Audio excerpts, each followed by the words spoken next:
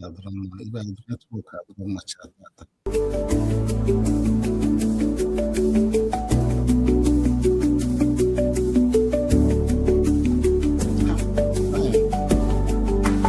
Thank you.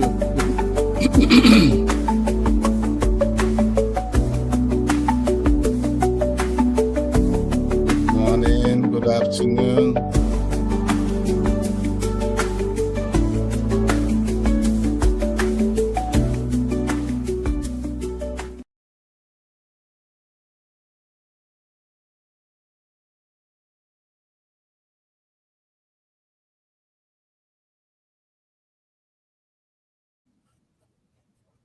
Good morning,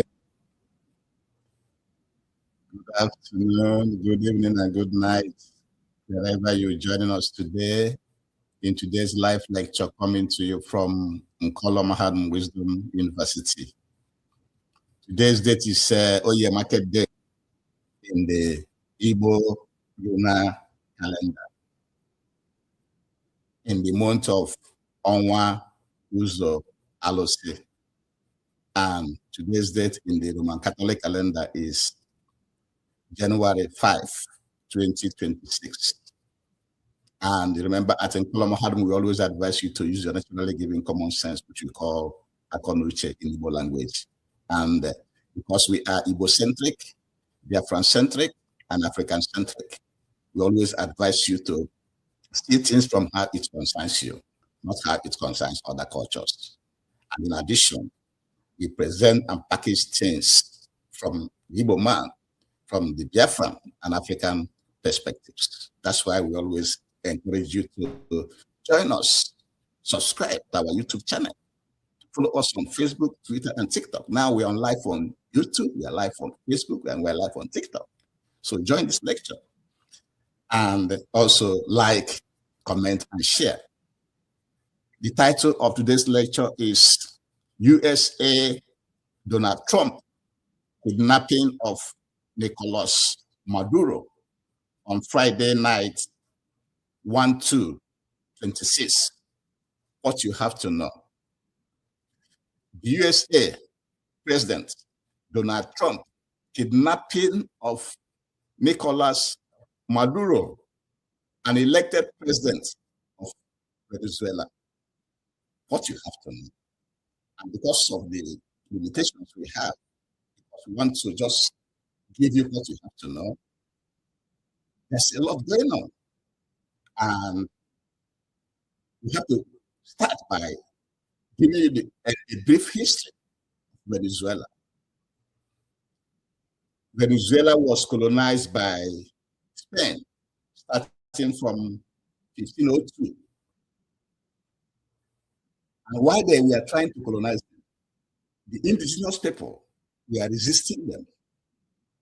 Amid resistance from the indigenous people led by native caciques.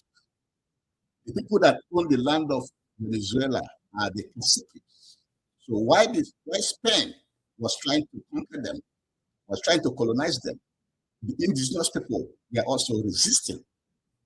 Just like the Igbo people, the Hausa people, and other indigenous people across Africa is continuously resisting foreign colonialism up to today. But initially, Venezuela was part of Colombia, Panama, and Ecuador, forming what they call Grand Colombia until 1830, when they became independent. So Venezuela became independent as a country in 1830.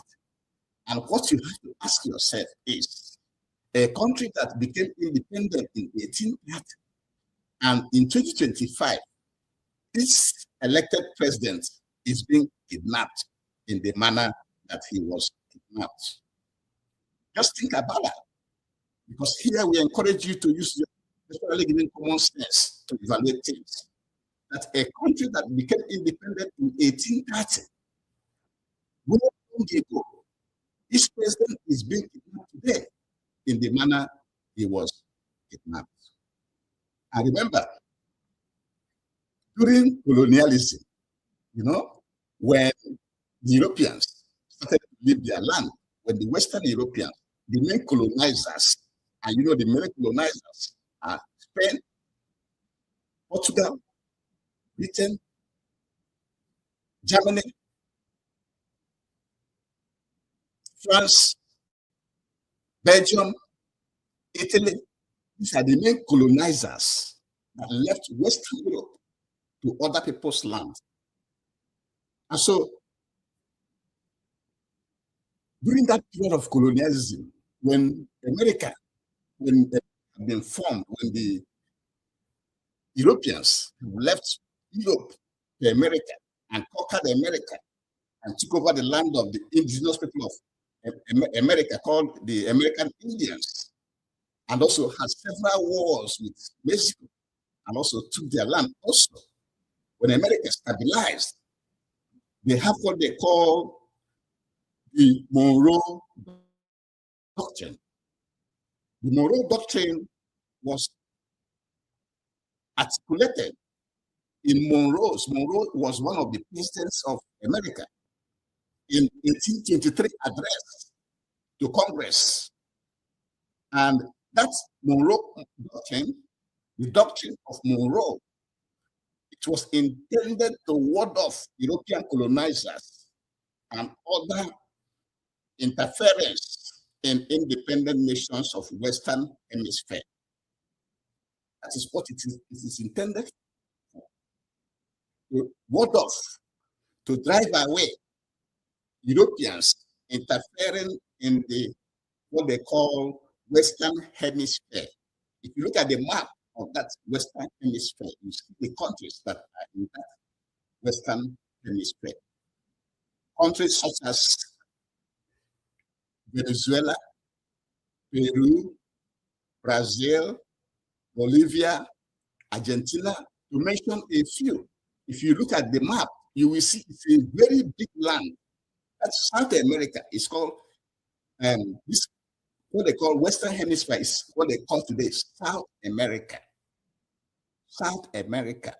So the Monroe Doctrine makes sure Europeans don't take part in exploiting Southern America. And what you have to ask yourself is, why should that area be called Southern America? Why you have indigenous people living there? Why should that place be called Southern America? That's what you have to ask yourself.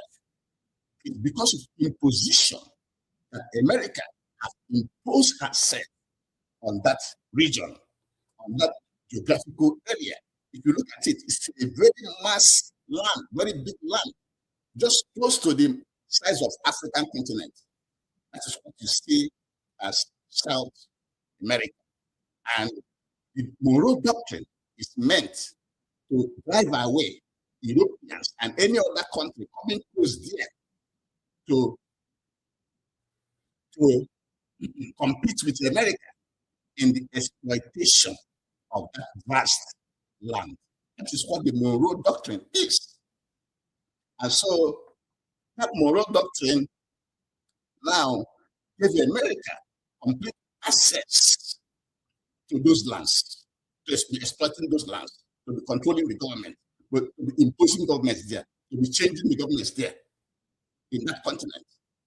Not only there, and so many other places where they do regime changes to make sure that they put in a puppet that will be dancing to the tune of America. These are the things we want you to know. And that area called South America is a very, very vast land, very, very big land. And as Venezuela continues to, be run by their leaders, in 1976, they nationalized their assets. And once you are a country and you nationalizing means taking control of your assets, making sure you are the one controlling your natural resources. That is nationalization.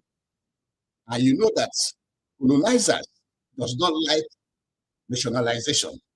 Once you nationalize, you become their enemy. And so Venezuela nationalized her natural resources starting from 1976. But before then, they did pass a law.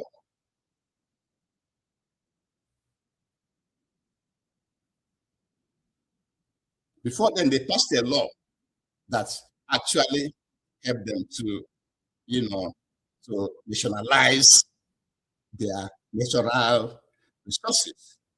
And in August 1971, under the presidency of Rafael Caldera, a law was passed that nationalized the country's natural gas industry. Also, in 1971, the law of reversion was passed, which stated that all the assets, plants, and equipments belonging to concessionaries within or outside the concession areas will revert to the nation without compensation. Without compensation upon the expiration of the concession. What this means is all is built by foreigners, foreign companies, and governments, including America, that at the end of the concession that they sign, after the concession that they sign with the government, after the concession that the government signed with the companies or governments of another country that is doing business in Venezuela, that the whole asset will now revert to Venezuelan control. That is what happened. So they took over their national resources, the management of the natural resources to themselves. And America and her companies doesn't like that. They didn't like that. So the problem you see in Venezuela is the wealth of Venezuela. You have heard, and it is known, that Venezuela have the highest oil reserve in the world. They have the highest oil reserve in the world, plus other natural resources, rare minerals, which America is badly in need of. So the problem is the wealth in Venezuela. And America had been exploiting this Southern America for so many years, for centuries. It's not today. And recently, when Hugo Chavez, remember one of their leaders, Hugo Chavez was in power. Hugo Chavez was in power from 1999 to 2013 when he was killed. When Hugo Chavez was there, America was also against him because he was fighting for the people. He was fighting for the people. And I want to use this lecture to explain two things for you. When you have a leader that is they call a leftist, it means that leader is fighting for the people, is helping the people. When you have a leader, they say it's a rightist. It's a rightist. That leader is not fighting for the people. So Chavez was a leftist leader. Once you hear leftist, it means social. That government has a reasonable amount of social welfare, social programs that they have for their people, that the people will benefit from. Once you have a program that your people are benefiting from, the colonial masters do not like it. And Chavez was one of them. And he was also fighting to protect Venezuelan natural resources. And when he was in power, between 1999 and 2013, you can see that the West, America, and her companies and their medias were against him. They were against him. And it was Nicolas Maduro was the vice president to Hugo Chavez. He was vice president to Hugo Chavez. So when Chavez died, he took over the power. So That is why you see Nicolas Maduro following the footstep of Hugo Chavez. It's just like when the colonial masters killed Thomas Sankara in Burkina Faso. Now another Ibrahim Traore emerged from the lessons, from the education, from the activities of Sankara, Thomas Sankara, coming to replicate what Sankara, trying to start where Sankara stopped, like in Burkina Faso. Ibrahim Traore is continuing from where Thomas Sankara stopped.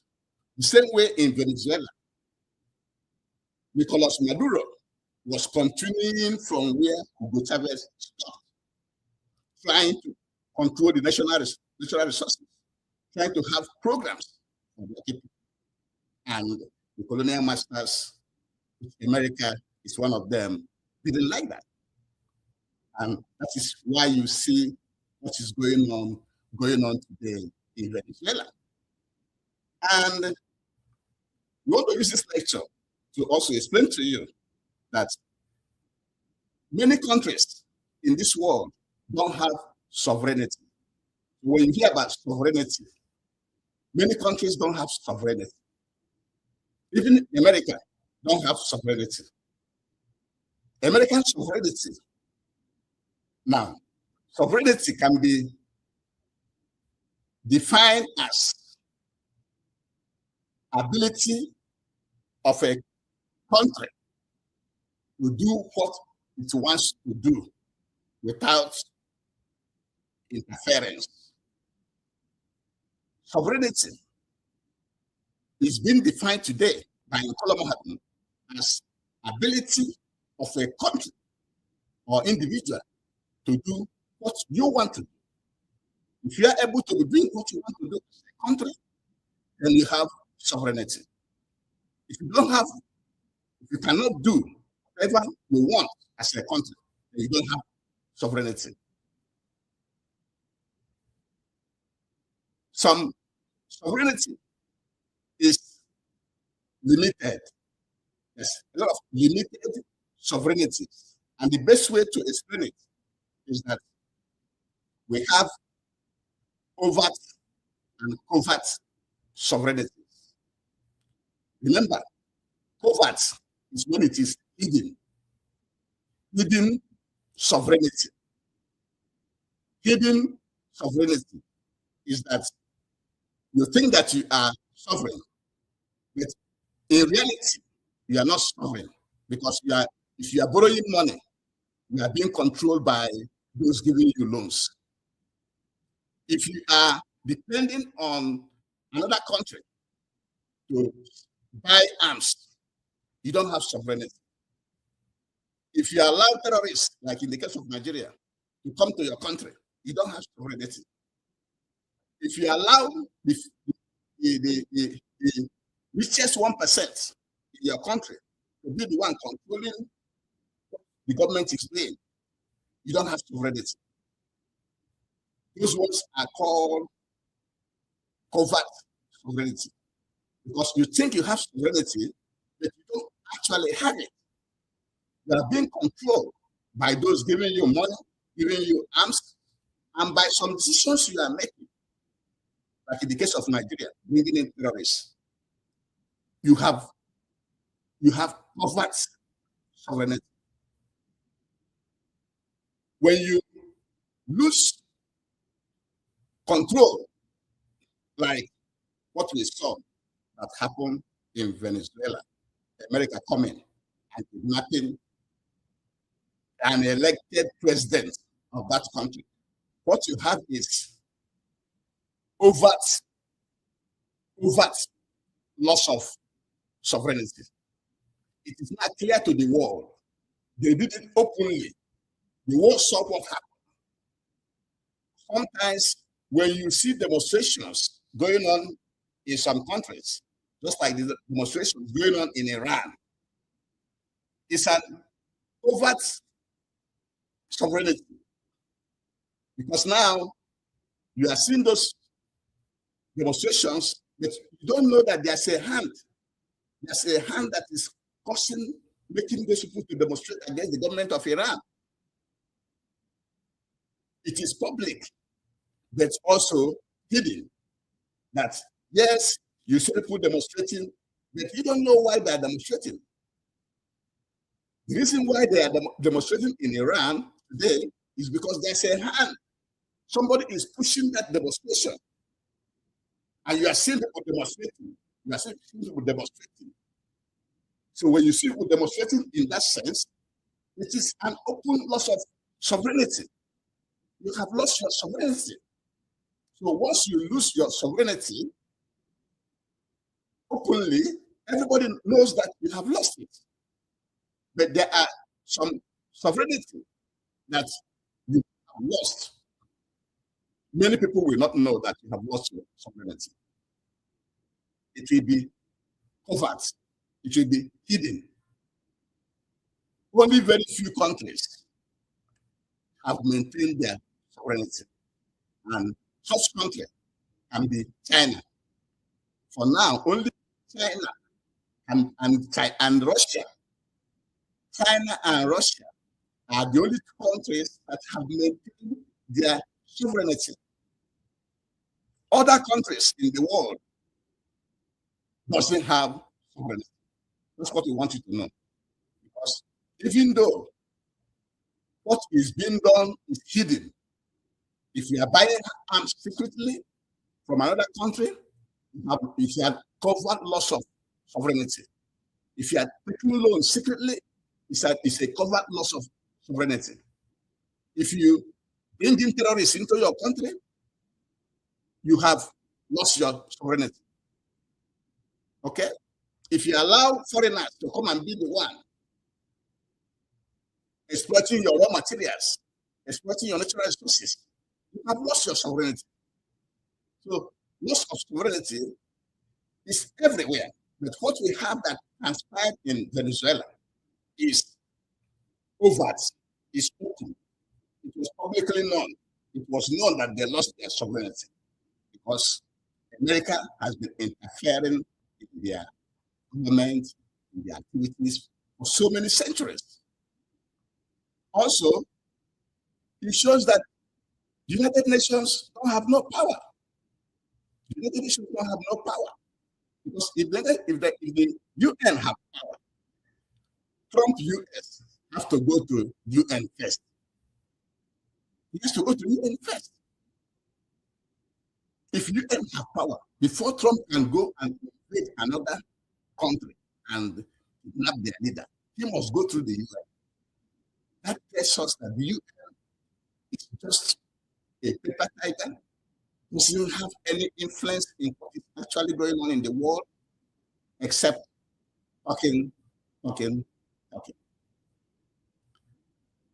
Finally, in this lecture, we want you to know that what you see going on around the world today is as a result of the animal kingdom created after the passage of the Papal Bull of the 15th century, of 1455, whereby Pope Nicolas V authorized the Europeans through Portugal to start going to countries, to those that are not following Jesus, doesn't know the Bible, to kill them, to take their land.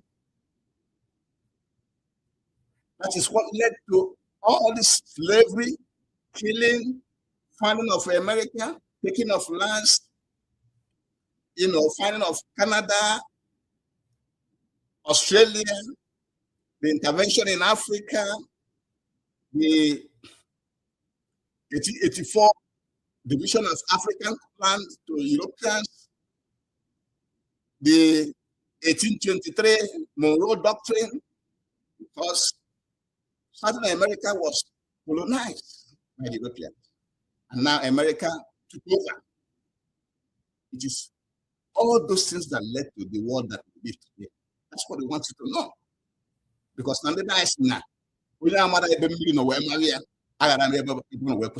if you don't know where the rain starts to beat you, you wouldn't know where it stops. That is the genesis of the whole thing that we are suffering today. That's the colonial masters colonized, went and killed people in their lands and took over the control of their land, colonized so many places.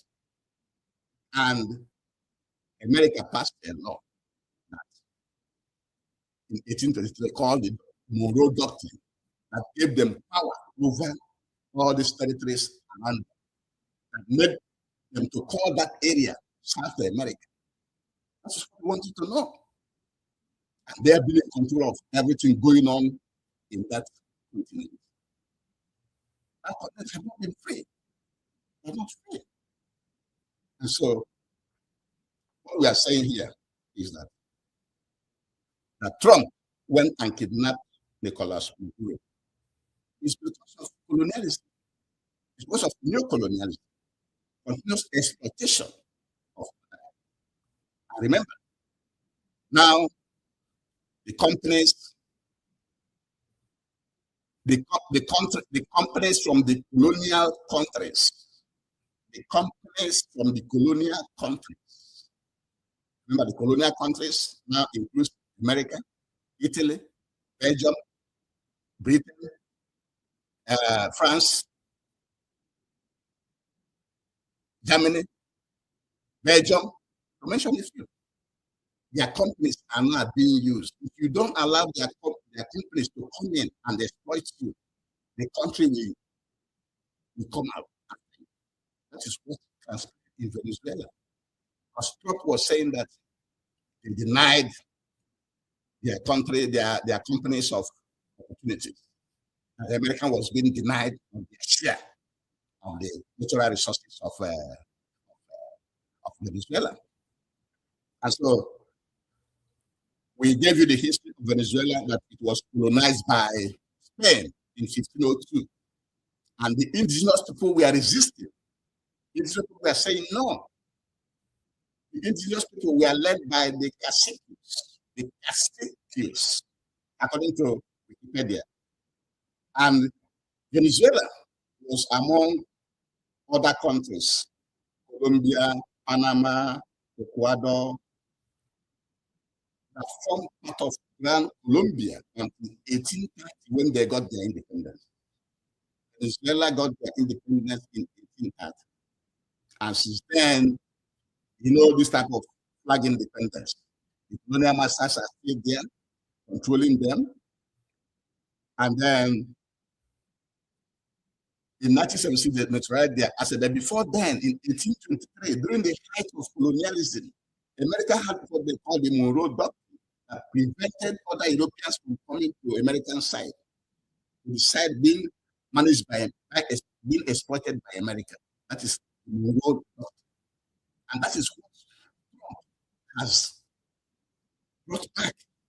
Because in his last national security program, he said that America will now focus on the Monroe Doctrine.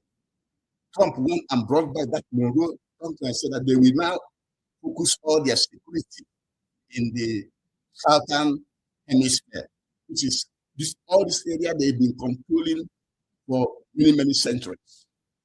And they will not allow China, they will not allow Russia, they will not allow any other country to be visibly doing well in Venezuela, doing business in Venezuela. That's what Trump said. That's the program that Trump is pursuing. And so that is why Trump felt that he has the right to go into Venezuela and arrest an elected leader of Venezuela. That's what we're talking about. Because he's bringing back that Monroe Doctrine to say that they have power over all those areas of South America, which I have mentioned here for you. Peru, Brazil, Bolivia, Argentina, and Panama, Ecuador, all of them, Colombia, all of them are in that South America. It's a huge, vast land. It's a very big land area. It's a massive, just like the size of Africa. America is plus other lands across before, with Mexico and others. There's so many lands that they are controlling. That's what we need to know. They are in control of those things. And we want you to know that the trouble started when Venezuela nationalized her assets. Once you hear nationalization, the colonial masters doesn't like it. They don't like nationalization. They want you to sell. They want you to sell your assets so they can come and buy it. Okay? So when Venezuela nationalized her assets from 1976, that is where the trouble started. And Venezuela before them had taken several steps. In August 1971, under the presidency of Rafael Caldera, a law was passed that nationalized the country's natural gas industry. Also in 1971, the law of reversion was passed, which stated that all the assets, plants, equipment belonging to concessionaries. Concessionaries means we gave you something to run. At the end of the time that you agree with the government, that asset goes back to the government. That's what concessionaries means. You're giving concession to run something for so many years, for 5 years, for 10 years, for 20 years. At the end of that period, that concession ends and the access goes back to the country. These are the things that in the 1970s, that was one problem. So what you see going on in Venezuela is where Venezuela. Venezuela has the highest oil deposit in the world, and America needs that oil. Just like they say that Saddam Hussein has weapon of mass destruction and went to Iraq. They went to Iraq for Iranian oil, and today they are in control of Iranian oil. The same thing with Libya. Libya has reasonable amount of oil, and they say that Muammar Gaddafi is this and that because Muammar Gaddafi was trying to set Africa economically free, have a currency backed by gold, which Africa is using, just like the Brits are doing now. Only to Libya, they killed Gaddafi, and now the oil of Libya is in their hand. So the oil of Venezuela, America wants this in its hand. The major reason for the kidnapping of Nicolas Maduro. And we also want to let you know that even the former president before Nicolas Maduro, Hugo Chavez, who ruled from 1999 to 2013, also nearly suffered the same fate from the Americans. Because America didn't like it. He was a leftist government, and I have explained leftists and rightists. Leftists is that you have social programs for your people. Hugo Chavez was a leftist leader in Venezuela, and he was caring for the people, and people loved him. But America and other colonial masters wasn't like him, and he was here. And Nicolas Maduro was his vice president. Maduro was his vice president. So he is continuing the legacy of Chavez. And you can see now why he got into trouble with America. So the insinuation that they are fighting for drugs, they are for increasing demand of this and that is just public advertisement, for public to feel happy. It's not the truth. The truth is that America is there to tap the natural resources of Venezuela, and one of the major natural resources is the oil, which is abundant. And we also use this lecture to explain to you the different types of sovereignty, that no nation actually has sovereignty. If you are a creator, if your nation is created, just like the Western Europeans went to Berlin and carved out Africa to themselves. No African country has sovereignty. No African country has sovereignty. So for anybody telling you that Nigeria has sovereignty, no, you don't have this. Nigeria, for example, belongs to Britain. They own Britain. They don't know everything going on in Nigeria. They are influencing everything going on in Nigeria. So where is your sovereignty? And we also tell you, if you are borrowing money, if you are buying arms from another country, you don't have sovereignty because the country you are buying arms from already know what you have. They know where it is. They can destroy it at any time. You don't have sovereignty. And if you are bringing terrorists, like in the case of Nigeria, you bring terrorists to cross your border and come in and be killing your people, you don't have sovereignty. You don't have sovereignty. So no African country has sovereignty. But this issue of sovereignty has been going on for so long. You know, and also we explain that there's what we call overt and covert sovereignty. When covert is hidden, when something is hidden, it is being done behind closed door, and the public doesn't know. It is called covert loss of sovereignty. In covert loss of sovereignty, it includes when you are borrowing money. If you say you are a country and you are borrowing money, you have lost your sovereignty. If you are buying arms, those are covert loss of sovereignty. If you allow your richest 1%, the oligarchs, those that have a lot of money in your country, to be the one controlling your government, you have lost covert loss of responsibility, of sovereignty. And if you are practicing Western democracy where people loan you money for you to get into power, you have lost your sovereignty.